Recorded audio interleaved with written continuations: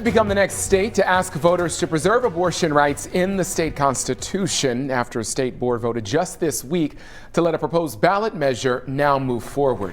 Now abortion rights advocates can start gathering signatures. Local 12's Cassie Arsenault looks at this issue from both sides. Cassie. So the ballot measure asks voters to approve an amendment to the Ohio Constitution that would protect abortion rights until the point when a fetus is viable. But now the real work begins for abortion rights advocates, because this won't be an easy feat. And similarly, anti-abortion groups will be doing what they can to stop this from showing up on the November ballot. The proposed amendment says every person has a right to make and carry out their own reproductive decisions, from contraception to abortion. In short, the state couldn't ban an abortion until after fetal viability, which is typically about 23 to 24 weeks into pregnancy.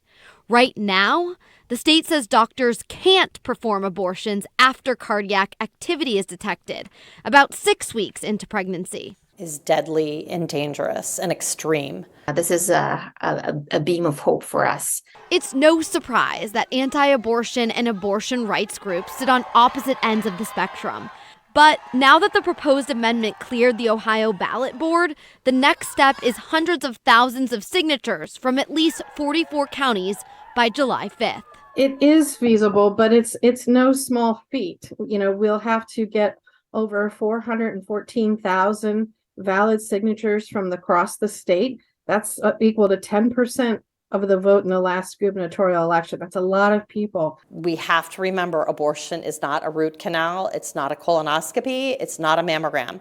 It is the intentional taking of the life of a preborn child. Anti-abortion groups are uniting in the state to have one unified voice, while pro-abortion groups are training hundreds of volunteers a week to get on the streets and grab signatures. So there is no compromise. And we have to remember that with every single abortion, a beating heart stops and a child dies. And that is a scientific fact. And that is why we fight so hard. You're right, there is no compromise. Who should decide? Who should make the decisions about your reproductive health? Should that be a politician in Columbus, or should that be you? So abortion rights groups are aiming to collect 700,000 signatures to ensure that they meet that requirement. Paula? Thank you, Cassie. Last year, after the U.S. Supreme Court overturned Roe v. Wade, Ohio implemented a law banning abortion after about 6 weeks of pregnancy. But a Hamilton County judge stopped that law from going into effect, which means abortion remains legal in the state up to 20 weeks of pregnancy. Today, the Ohio Supreme Court said it will review the judge's stay.